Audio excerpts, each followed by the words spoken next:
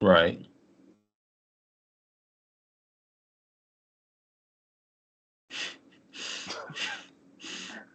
Only been 5 years.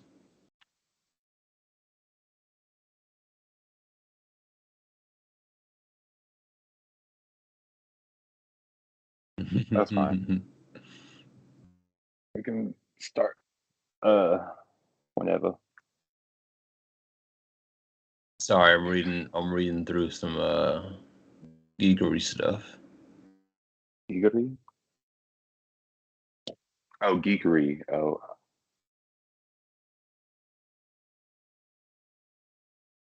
that's solid. Yeah, I wish I'd known about this shit when I was over in Cary. This looks great.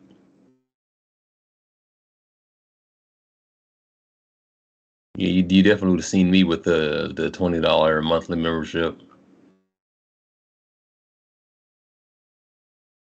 Love board games. Love beer.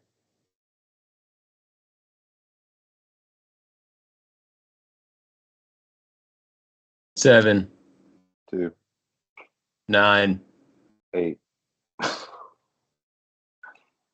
6. 42. I'm sorry, Matthew. We'll be for real this time.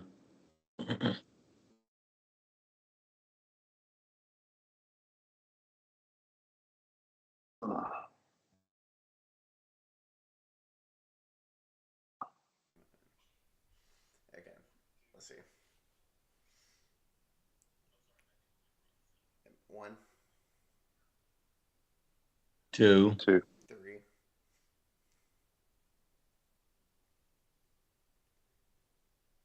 4, 5, 6. 7. Why are there such long gaps between numbers? I don't know. That's because what I didn't know you guys are the ones. you got mad at me last week for saying 4 when you said 4. Uh, so I was just gonna let you. So we're gonna start it over. It's gonna go Matt, Dom, me. Okay. 1, 2, 3, 4, 5, 6, 7. 8. 9. What is it? Tengen. Uzi Tengen. Tengen. Uzi Tengen. Oh, I was gonna say next week. Do we want to just talk about like what we've been watching lately? Yeah. Have you been Fuck your watching anything, couch. Don? You've been watching Fuck Your Couch? It's a great show. I recommend it to everybody. There is actual couch fucking. It's very interesting. Hmm. I'm surprised my mic didn't pick that up, and I think that's. Oh, my hair's high up here. Damn it. It's fine.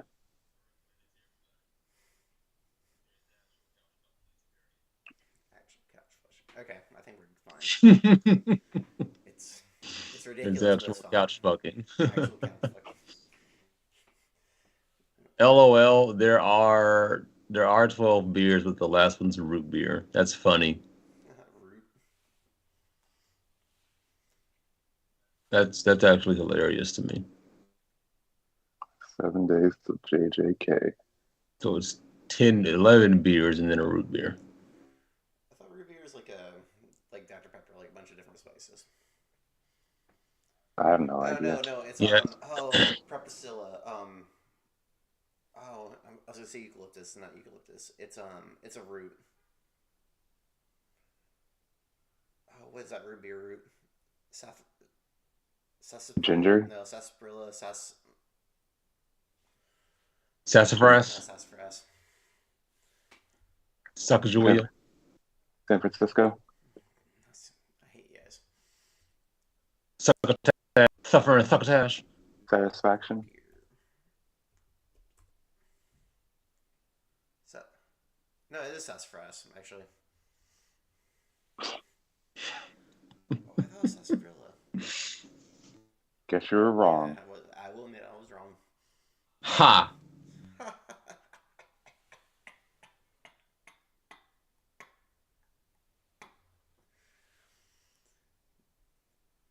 You good? Yep. You good there? Yep, I'm good now. You all right? I'm good now. All right. Got that out of you? I was gonna say, let me throw some ice in my water and refill my coffee cup, and then I'll be ready. Sounds good.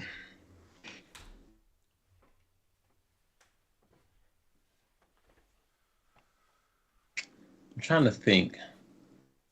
About This blank space here.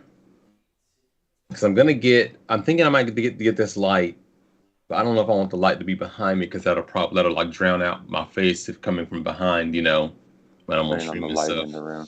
Yeah, so I'm thinking I may.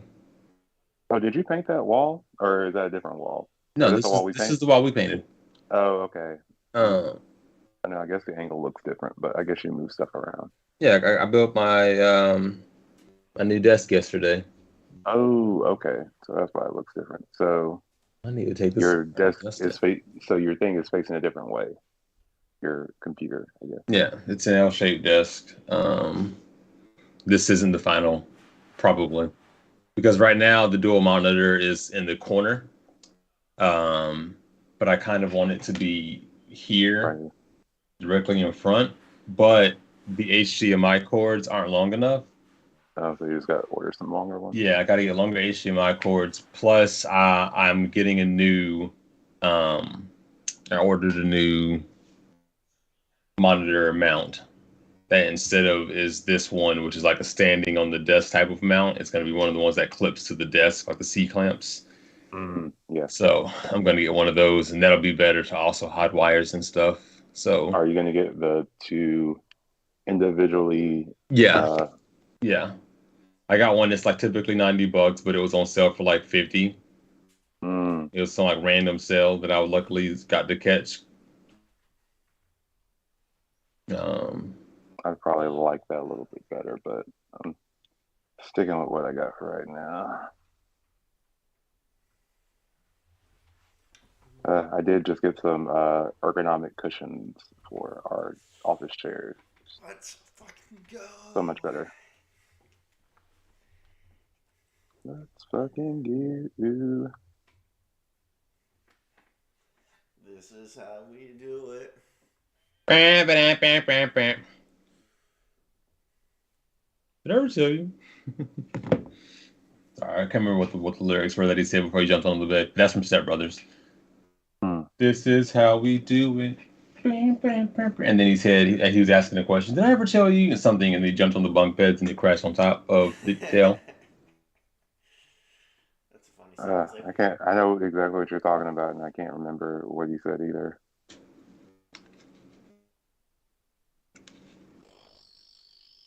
Yeah, that's not a bad deal. That's cool. It's like bunk beds are probably the most overrated thing in the. I wouldn't say in the world. Bunk beds are overrated though. But when you're a child, that'd be the best thing.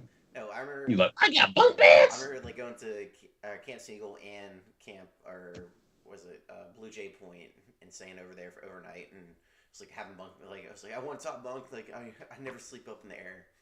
Climbing that bed was a fucking pain in the ass every time. And then you have to get when you wake up, you can't just like roll over and just like sit down. You have to like watch your step or make sure the person below you is not there. Yeah. 10 out of 10, don't recommend. It's Long River's Cove Camp bunk beds. Yeah. Good old Cove Camp.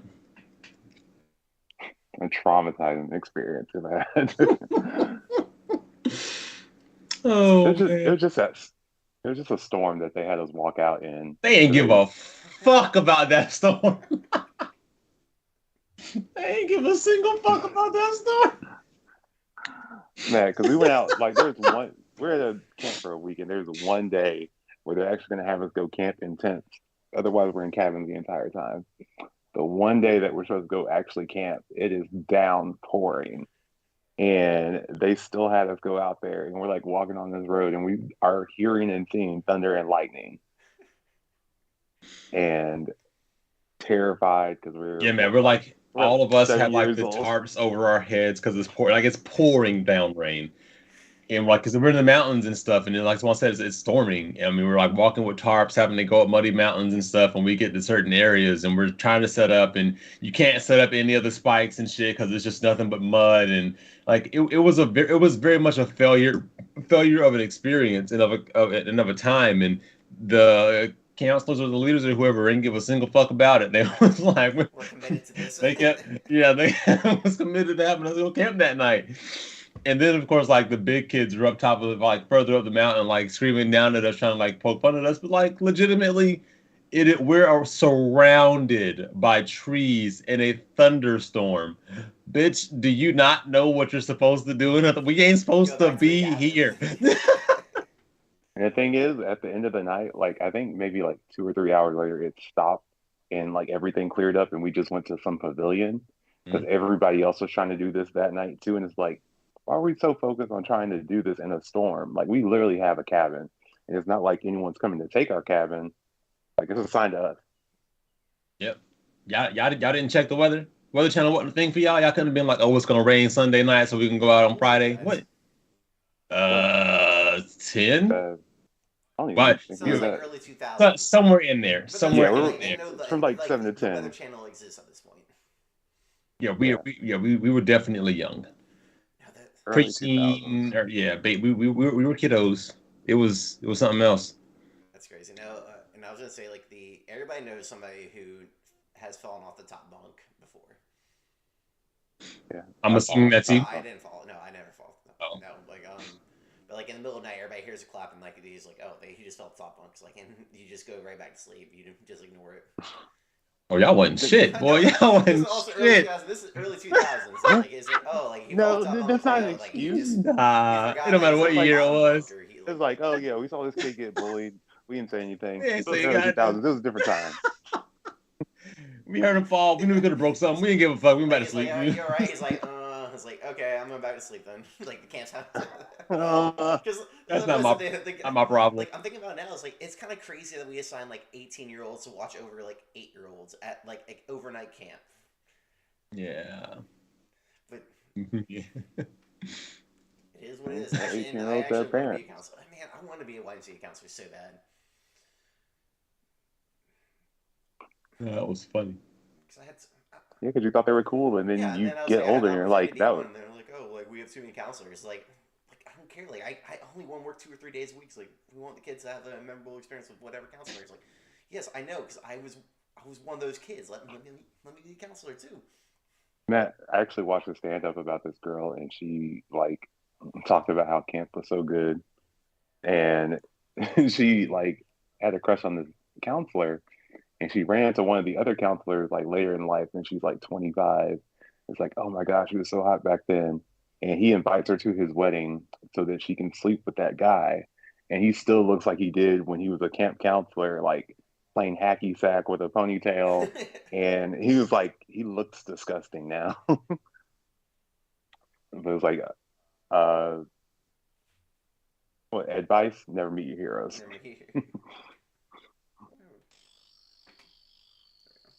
Y'all ready to start this? Yeah, let's do it. Sorry, I like Alfonso hair sticking up.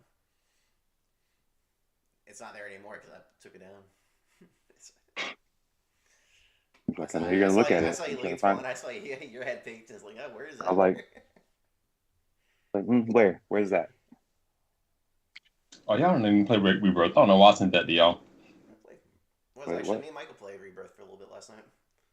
Oh, fuck off, Matthew.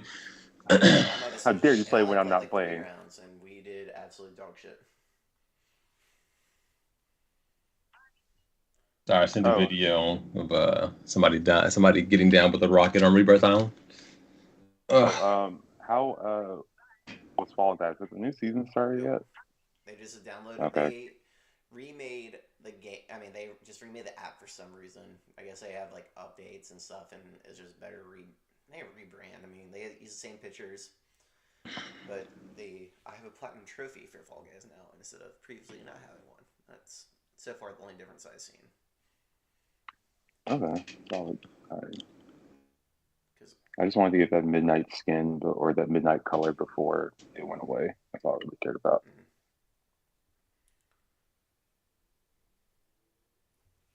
I was gonna ask, how's the new Horizon DLC? That first person, because I know what person you're That talking about. That first that robot, bull, that little fire bull, the fire yeah, or robot whatever. thing, but the demonic, it's really good. I mean, after I get the sling is overpowered. I'm just gonna say the sling is the best weapon in the game. I honestly finally unlocked the the shield weave tunic. It's amazing. The armor. Yeah, the ancient Yep. armory. I had never finished that. Nope. I was like, wow. When I got it, I was like, this is probably overpowered, and the last boss, I would not have survived without that armor. But the DLC, they have like things like they have like these root plants that like they activate, and they'll actually deactivate your armor. So you have to either destroy it before you battle like everything, or you have to override it in order to deactivate it, so your shield can actually help you. It's annoying, but it's definitely needed. But I love that game so much right now.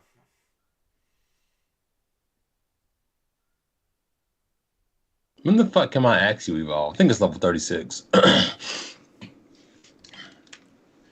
Like, what's spawned up? No, Nothing yet. Damn, Jackson's Bulbasaur is level 10, but Jackson does chat a lot. I think it's because he also is in, like, he put the Pokemon thing in his server, and I think he's in Jasmine's server, and Jazz also has the Pokemon thing. Maybe not. I don't know how much Jackson talks in there, but yeah. Because I caught a couple things on him and Gunner's channel on Twitch. They correspond to Discord, or are they? No, different things. That's what. Yeah, that Pokemon community game is different. But that also has its own Discord channel for that Pokemon game. I don't do that one though. I don't have the Discord, but I did catch a few things. So I caught a couple things. What did I catch? A couple random things. Stop that. Whatever. Yawning's contagious. Yes. All right, here we go. I just pressed record. Let me actually remind me. Cool. I'm good.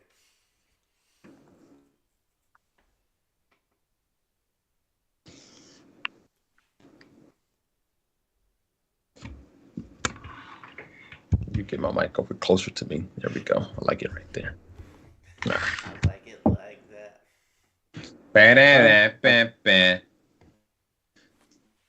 Excuse me, head fart. We didn't hear it. You didn't announce it.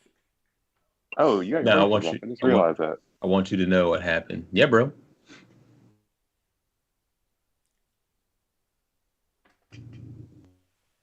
Bobby had a baby. It's a boy.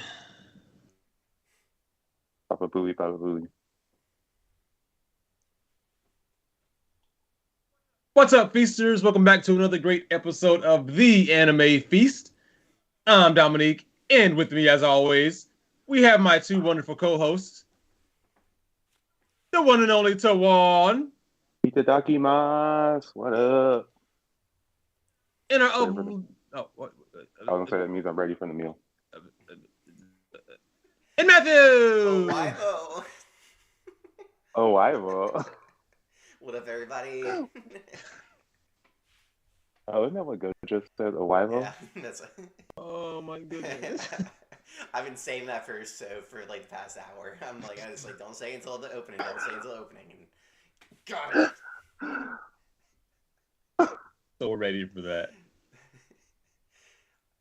Man, I want to spoil so bad, but I was like, no, it'd be better after they get the reaction. That was good. That was good.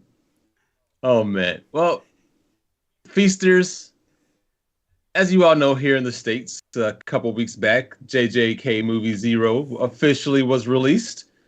And if you've listened to us at all, you also know that we do enjoy Ju Tsu Kaisen a lot. So, of course, we went to go watch the movie.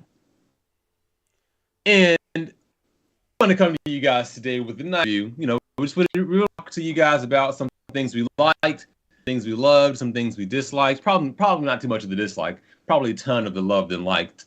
And just kind of give you guys this good review like Gojo gives good hands. Gosh, the hands he gave Miguel in that movie are ridiculous. But before we dive back, if you are following us on YouTube or if you're watching us on the YouTube channel right now, be sure to hit that subscribe button and smash that notification bell so you get notified when we go live. Absolutely. But yeah, guys, JJ, I remember way long ago when we were reading the early days of Jujutsu Kaisen and watching it, when of course they released Chapter 0 well after actual chapters were out, and we got to read all of that stuff, and now we got to see it animated. How did it feel? Very worth it. I think that morning I reread the whole Chapter 0 saga just so I can remind myself what's happening, and for at least my opinion, my overall impression of it, the animation is actually probably better than actually reading it. And plus, they throw in a little sprinkle of, if you've seen the show before, they throw some Nanami in there. They throw all the other characters, side characters, Toto, and see like a little bit of tease you like if you've never seen it's a good movie for if you've never even seen Jujutsu Kaisen. Besto friendo. Yeah, like you can see all these characters are like, oh, like who are these guys? And it's like, oh, it makes you want to go watch a show. And I think that's what Bree said to Twan's wife it's like, oh, it kind of makes me want to go see it. Like she'd never seen anything of it before. Yeah, it was just a great experience. Like Matt said, it's for everybody. Like you don't have to have a baseline of the story, and it just gets you more excited and hyped for it because you're still learning about curse energy. The animation was just beautiful. Like it made me think of like K. That's the one me and Dom always refer to when we talk about but like, especially because I read like the most current chapter of Jujutsu Kaisen when it came out, so like just getting more and more hype for more Okkotsu. Okkotsu is going ham right now, and this is his preset days, and no, you get to learn like the structure. Like it's like, oh, like a grade 4, like Maki being grade 4, and she's like making fun of Okkotsu. It's like, oh, you don't know what curse energy is, and then she checks his card and is like, oh, you're a special grade. It's like there's only like 10 of these guys out in the world, and you're one of them. Yeah, she was like typically. 4, yes. Well, I think 10 in like the manga right now, but like currently as like current sorcerers. Yeah, but like 4. Before everybody came to existence with the games going on right now, yeah, there weren't many. It was like Gojo and like 2 other people. Gojo. Yeah. Ghetto. Yeah, it was. Who else? Is he a special? I don't. Nah, he doesn't make cards. Yeah, I don't think their principal's special grade. Maybe he might be. Maybe there were a few because Homegirl, the girl with the scythe, if I'm not mistaken, was special grade. But yeah, they it was very interesting because like obviously I was like chapter 0 for those of you who haven't seen the movie but you watched you read the chapters, just to give you a reminder, it was that we got to meet Yuta and we got kind of the story there because we didn't see him a lot in the beginnings of it because with that class, Panaki and I should know his name because he's the most badass of the 3 in my opinion. The guy, but he has the speech curse technique. Inu something. Inumaki. Yeah. So their classmate was Yuta. Like they were already at JJK. They were already learning about these things from their different families, and obviously because Panda was a cursed doll and whatnot. And Yuta was cursed because he, as a kid, made a promise with this other, young girl that they were going to get married. Like I think his birthday or something. And she gave him a wedding ring and was like, we get older, we're gonna get married. And Yuta agreed, and so they really did love each other, whatever, as kids. And literally, like next thing that happens is that she had crushed in by a car. Like she gets ran over and like just muck ducked right there in front. And so what it seemed was that she cursed him because her as a special grade curse was attached to him, and everyone was kind of like, how did she even become a special grade curse? But lo and behold, it was actually that he cursed her because he didn't want to lose to be real, and so Yuta summoned Rika and like as a curse, and she was just the most overpowering thing. And so a lot of Chapter 0 is about, they're threatening to kill Yuta, like the higher ups are wanting to kill Yuta, just like they did with Yuji, because Yuta is cursed with a special great curse. That's like with him that can do it. If it comes to light, it could destroy a lot of things. Like he can't control it, yada yada yada.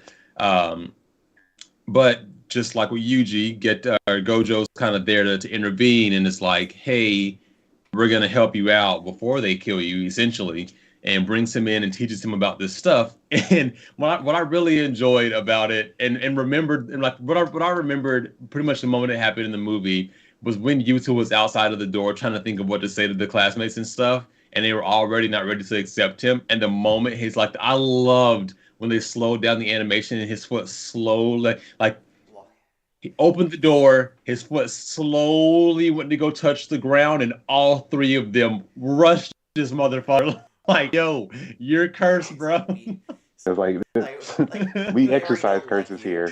We don't like you beforehand, and then when you walk through this door, we definitely don't like you. Yeah, like they felt this big curse on him, and they were like, yeah, this work. But little did they know, Rika not to be fucked with. And Rika was like, don't you bully Yuta, and came out. I was like, oh, here we go. Yeah. And then he used to be bullied, and he was like, don't do it. Like, he tried to warn his bullies. They ended up in a locker, jumbled up, and... Like, oh, they're not hurt that bad. They're still alive. It's like, no, I mean, Pools of blood were leaking from the locker. Them motherfuckers was gone. Not good. Don't mess... I mean, it really is... The movie is really about Okkotsu, like, accepting, like, his cursed self. Mm-hmm. And, like, it's just like, oh, like, if you had to deal with this for so many years. But, like, I don't know whether Goto is the best or worst mentor out there. Gojo? Sorry, I said Goto. I was like, yeah, you mixed Goto and Gojo. Gojo, like, I don't know whether Gojo is best or worst mentor, because, yes, he does well, and he actually puts him in situations where he's like, oh, you need to overcome, like, find yourself and become yourself, or he's just doing it just to be a dick. That's... Well, the thing is, like, in between either. It's like in the first episode, in first episode of Ju Tsu Kaisen, like when Fushiguro is like he's about to get killed by the monster, Yuji just ate the demon, finger. Sukuna's finger. Sukuna's finger, and like he became, and he's like, oh here, Fushiguro, I was just actually going out souvenir shopping. Hold this for me while I go take care of this in front of you. I don't know. I feel like Gojo isn't a great mentor because he never teaches anyone anything. Like with Yuta, his classmates taught him everything about curse energy. Maki, Panda, Inumaki. What? I think he taught him about curse energy, but he had situations where he taught Yuji. He taught Yuji. He gave Yuji the curse doll. He taught Yuji. He's like, oh, come here, I got to teach you a lesson. But I feel like he didn't really explain anything. He taught / had Yuji learn how to deal with, like, release enough curse energy to keep that doll asleep, then watch a movie. So he made him learn that way with curse energy, and then he taught him domain expansions, or he taught him the principles behind domain expansions and how you can defeat one and yada yada yada. He didn't teach him how to create domain expansions, but he definitely taught him how they work and how to beat one.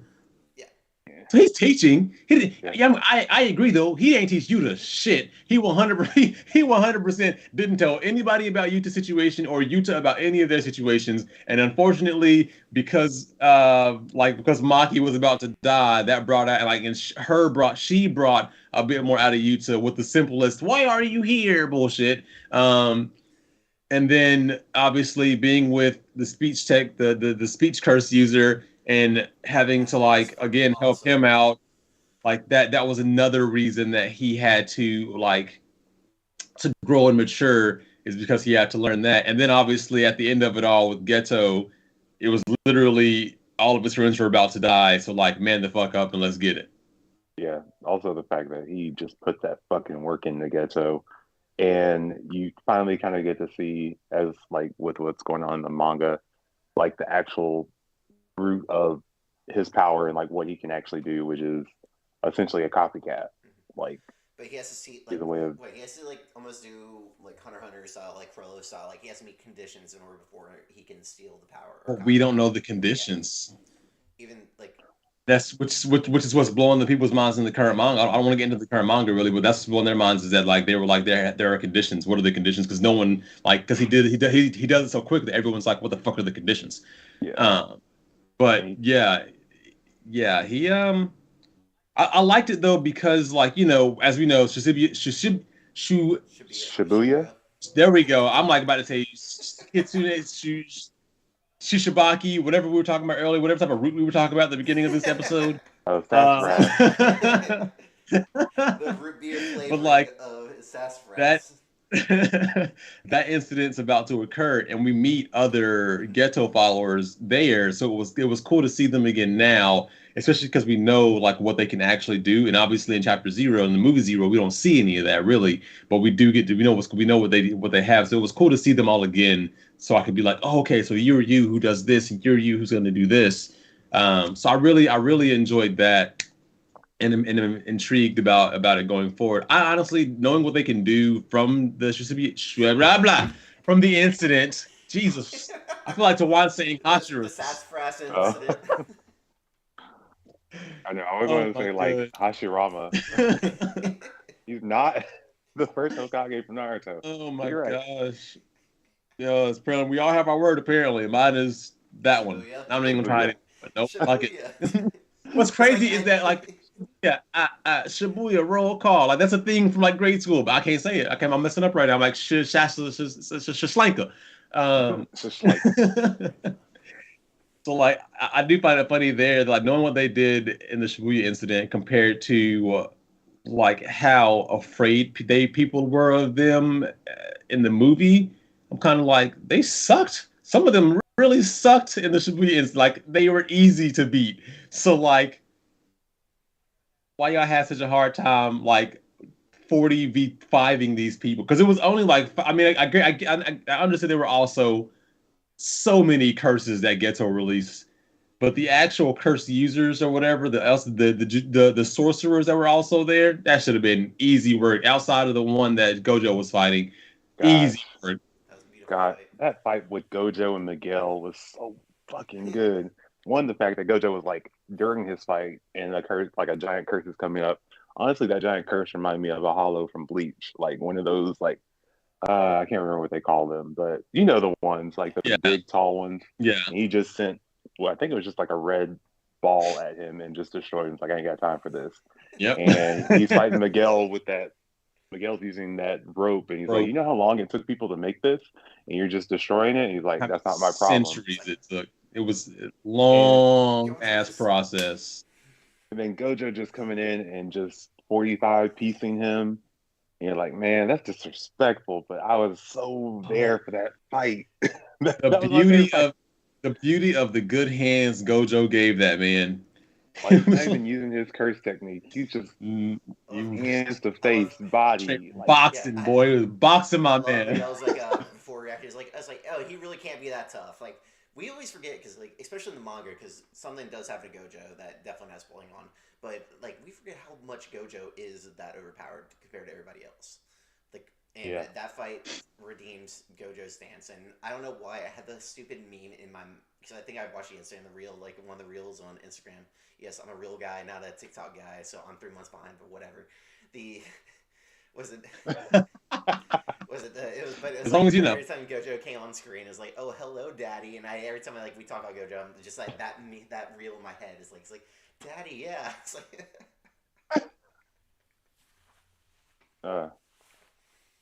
oh man, like there was not one moment in that movie where like I was frustrated or upset, and I was just hyped the entire time. Anytime a fight came on, but Yuta has to be one of my favorite characters in the series. Like, just his calm, cool demeanor, and Riku's Because I'm usually not a copycat, like a fan of copycat powers, but he just does it so well. Well, the good thing as well is that you/we didn't learn that his curse technique was copy until like 2 weeks ago. So it was very easy to understand that we could still cheer him on and just be like, oh my God, you are so very badass, because we didn't know his technique until it was talked about 2 weeks ago. Like until someone was like, oh my God, it's copy. Like, so it isn't like we knew that he was copy and we kind of were like fuck him from the jump or whatever. It was like he was badass, and clearly he's showing like he doesn't just do that. Like he's doing it in his fights right now, but like especially in the movie and stuff, he was just fighting. Yeah, like straight up was just doing. I mean, Yeah, well, he because- did at one point do a copy technique, but outside of that, Yeah, the copy technique was using the speech. Yeah, because he had like he a megaphone that came out, but get crushed. Yeah, Also, Rika like, is he, really put his just hand over his overpowered. mouth. Sorry, he put his hand over his mouth, and then like you see, man, we're forgetting his name. The little The dot. symbol. Yeah. Inumaki. Inumaki. Yeah, Inumaki's like symbols all across his mouth. It's like, oh, there's something about him. Yeah, and then like Rika, she's just an unlimited like fountain of curse energy that just feeds to him. Not to mention she has like a powered up level too. But honestly, it'd be cool to see him and Gojo fight. Because I think even like the chapters a year beforehand, like we think like yes, he has a special grade, like he's a special grade sorcerer, but it's more because we think Rika is actually a special grade, giving him the special grade status, and not actually Yuta. I mean, I think that is it. Like, I feel like if it was just his copy technique, he would probably be a tier 1 or like a class 1. I don't think so. Sorcerer, but but so powerful, and he's in the right way. that's like like Nanami. His like 7-3, like it's a critical hit every time he hits 7-3, and he does it damn near every time. Like, but it also depends. Like, if he were able to copy Geto or Gojo's technique, does he just have access to both of them? Which I then think that would make it a S grade, but without those two curse techniques, I don't think it would be an S rank. Because most sorcerer techniques aren't even that great, in my opinion. I think it's also the fact that I think it's the amount of curse energy that is also what makes you a certain rank. Because again, like he still didn't even uncover his stuff, and he was given an S grade rank by the sorcerers and stuff. So I think a very strong part of it is how much curse energy you do have. And then obviously how you can control it and whatever technique you make and stuff like that. Because right now we know Megami is damn sure going to become like there's no way I don't see Megami also getting like an S rank at some point. Like that man is out of this world with his techniques and stuff. But right now he was like a grade 3, right? So gosh, crazy. He was a grade 3. He should be at least grade 2. Like, yeah. Those shadows are, I don't know. The shadows are overpowered and underpowered at the same time, just because like they don't seem like they can take that much damage, but he's very resourceful in how he uses them. Yeah, and it's a technique that is rare in everything else, like things just like Gojo. So what I also find very interesting right now about a lot of this is that, you know, Gojo understood, like, because as they were trying to also remember, they were trying to figure out why Rika was an S rank, you know, curse. They're like, why the hell is she S rank? Like, what about this random girl allowed her to be an S rank demon or curse? And come to find out, it was, you know, because Yuta cursed her, not her cursing Yuta, and Yuta is a distant relative of Gojo's family, like that clan. So that makes like that also explains why he has so much, you know, curse energy and curse and everything else. So it's interesting that like we have that with Yuta. Yuta's a S rank or you know, S class, and then you have what was talked about very early on with Megami about, you know, like previous years with the Six Eyes person that was, you know, fought in the big battle there, and the only the person that was able to, I guess, fight them on par was someone who had the shadow curse technique thing, like Megami, which is why Sukuna wants Megami. So it's very interesting to me, like what all still going to happen in that aspect of stuff. But that's theorizing. Back to the movie. Animation in the movie was amazing. I mean, animation sound in the movie is always amazing. But yeah, like I'm also curious as to because when Geto showed up, he to announce to Jujutsu Kaisen, we're doing this on Halloween, and be there or be square, but this is what we're doing. And Gojo kind of like walked up on him to separate him from Yuta because he should have tried to recruit Yuta. But when Gojo said, I kind of went in between them, and Geto and them were like, "Oh, we're peacing out," and Gojo was going to stop him, and Geto was like, "You know better. Your students are within my range." And I guess we did kind of see a bunch of curses show up right then and there, but like, I'm still curious as to how/why, like what is his actual range, and how did Gojo still not go after them then? Because like if your range is whatever the distance may be, right? We already know Gojo can cover whatever distance he wants to as quickly as he wants to. So when Geto flies off in his cursed bird and he is out of the range of the students, why didn't Gojo just instantly show up there and be like, "What up, bitch? You out of the range now?" and like throw some hands or something?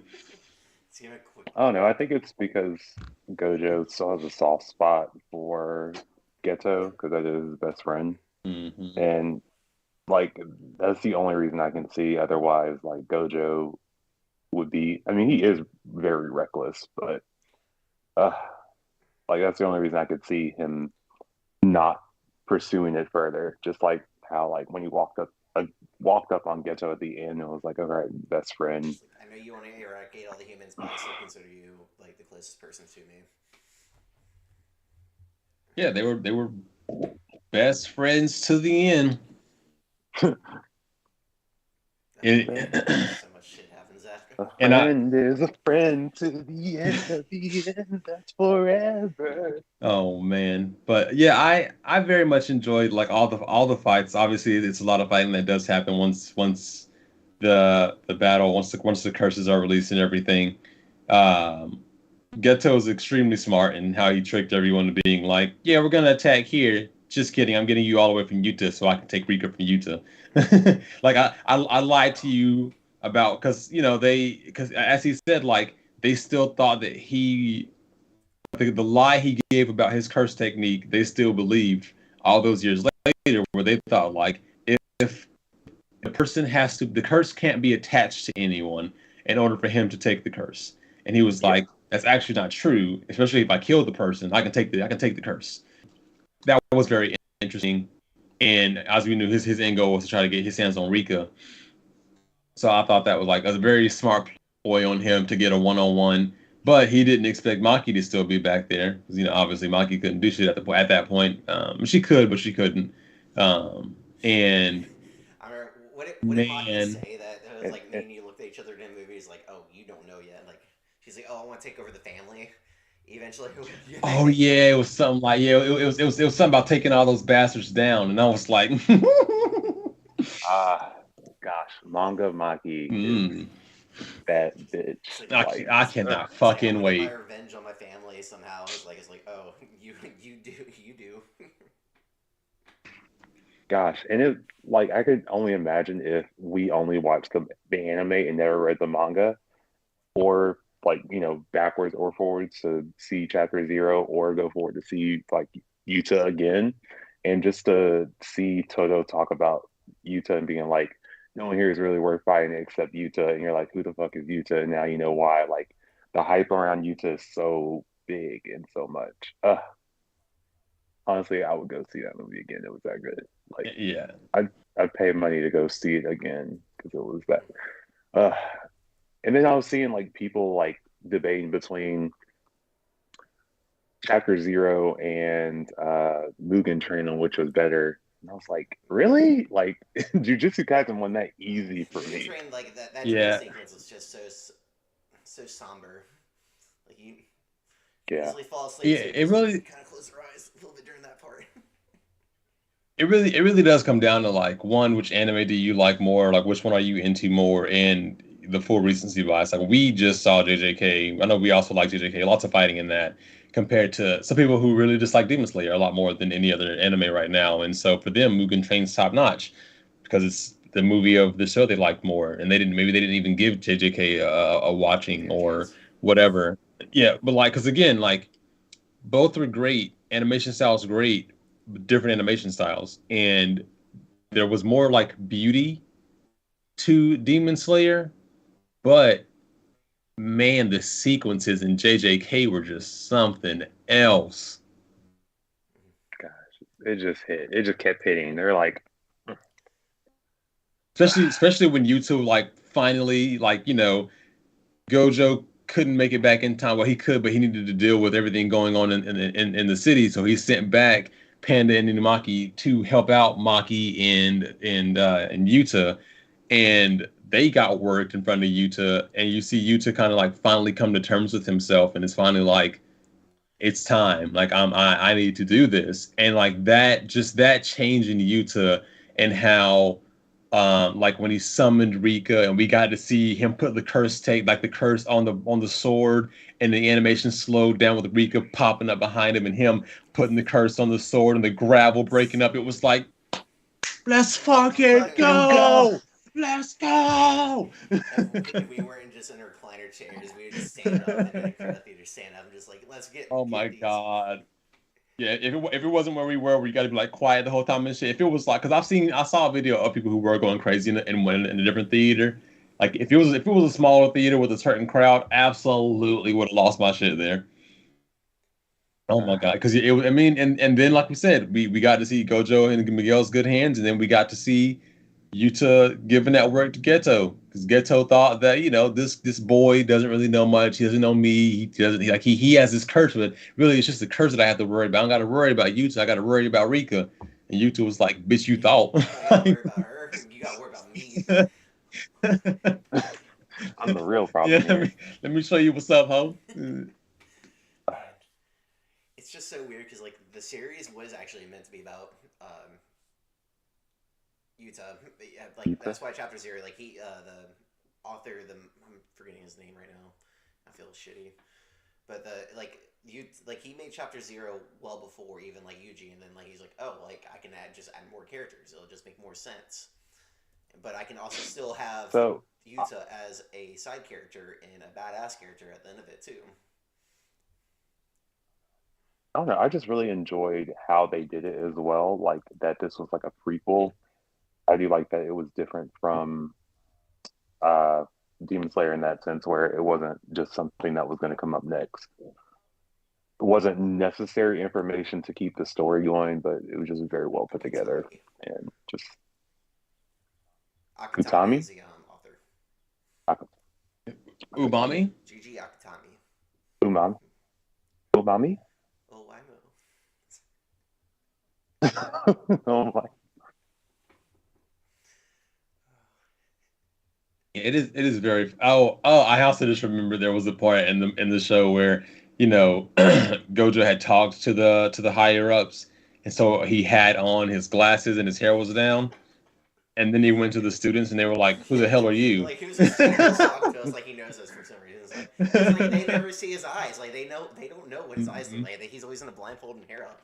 His hair's down. You can see actually look at him and it's I'm your kawaii professor.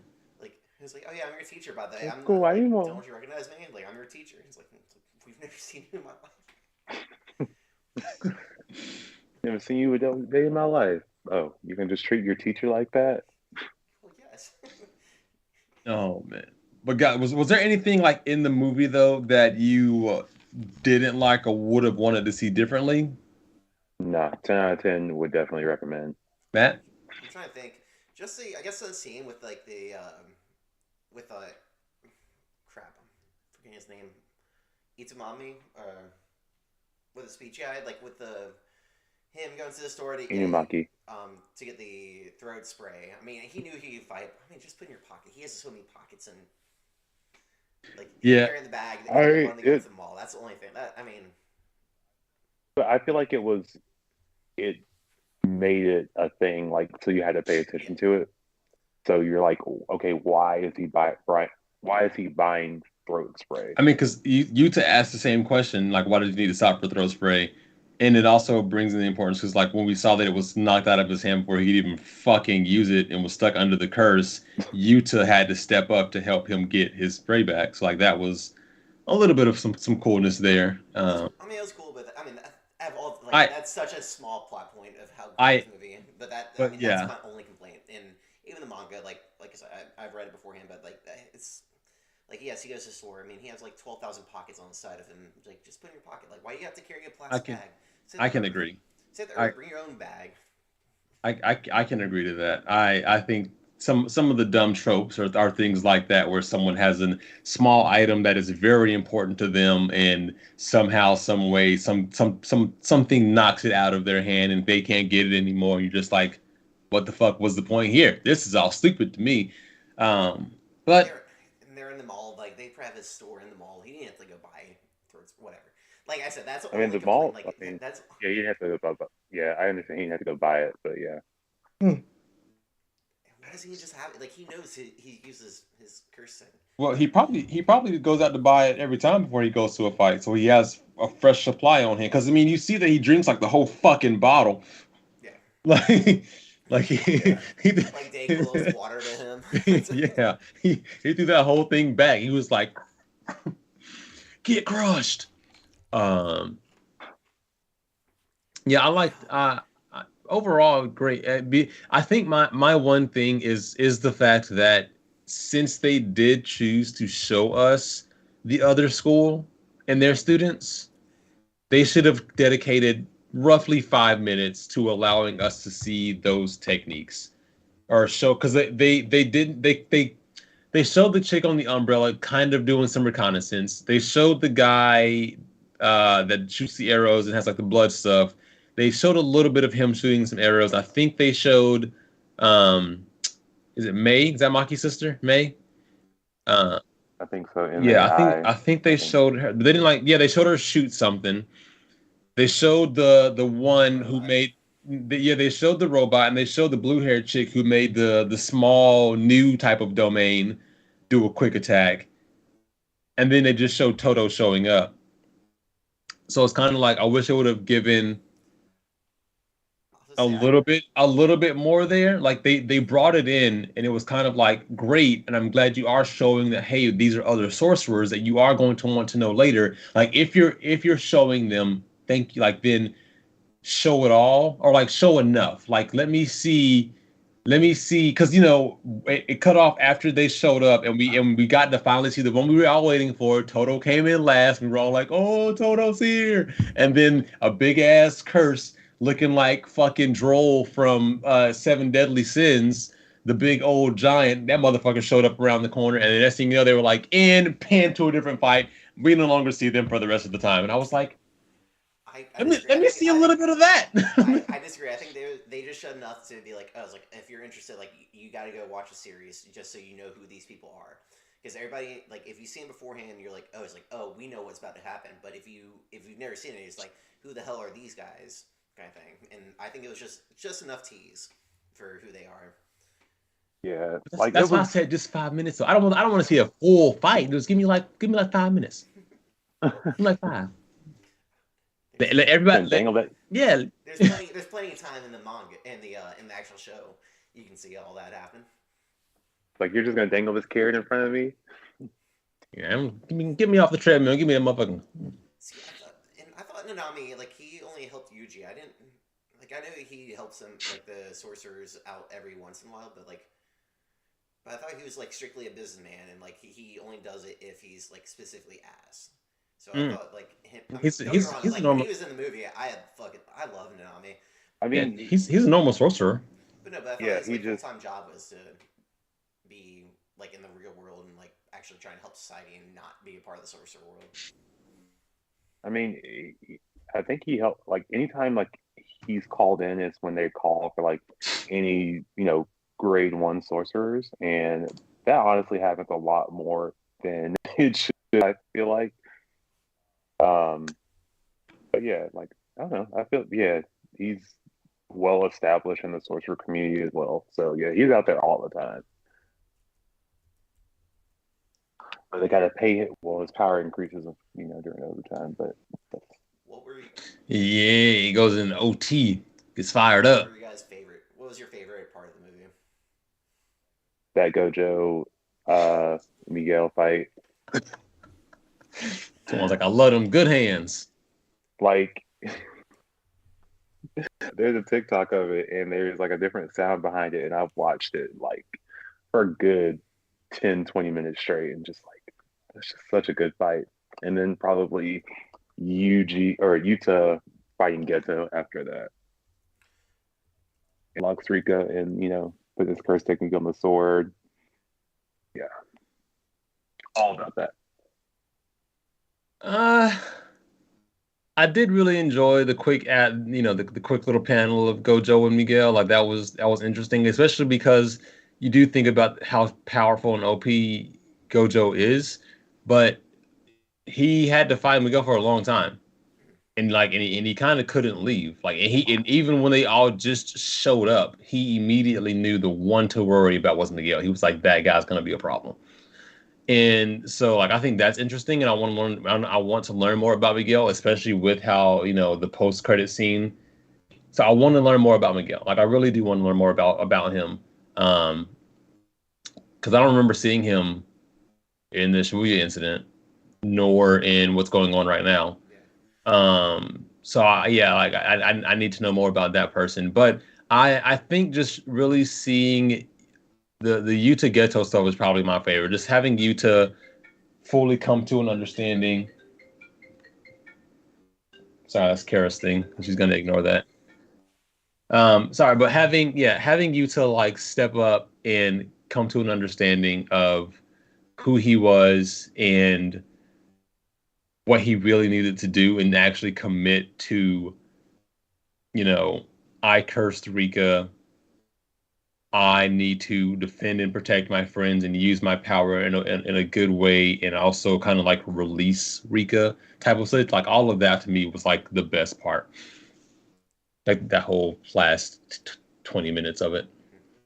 It's I don't know. I think one of my favorite parts is when Yuta's being introduced to the class, and he's everybody, and Goto is Gojo is explaining everybody's little quirks, and he's like, "Oh yeah, and this is just Panda." And he's like, "Well, I'm most curious about him, but he didn't explain that." That was good. Yeah, that part, and then also actually the beginning, because the beginning is how we're introduced to Yuji. He just wakes up in the room, and that's how they start off with Yuta. Also, it's like, "Oh, good morning. You're in big shit. You're in big trouble shit right now." He's like, "Oh yeah, that room with all those cursed seals and stuff." Mm-hmm. Yeah. Yeah, I said the room with all those cursed seals, so his power doesn't get out. Yep. Man, it's just such a great opening, and then it's why is this guy here? And it's all that, and it's oh, now we're about to dive into the series. You don't even know the half of it yet. Gosh, now I'm just I want to listen to the opening, and I just want to watch the whole show again now, just talking about it.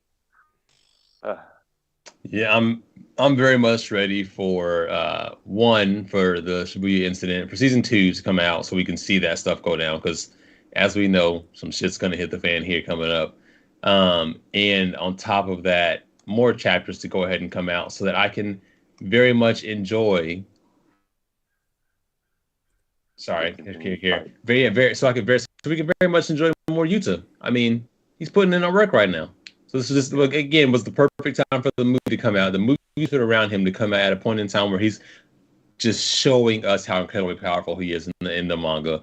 So it's all timed perfectly for us in the States. Very much loving it. Sweet. Man, any other thoughts though, fellas? We're good. Nope. Just hype for more JJK. Yeah. Damn right. Well, guys, for those of you who haven't watched the movie yet, we do implore you to please go out and watch it if it's still out in theaters around you.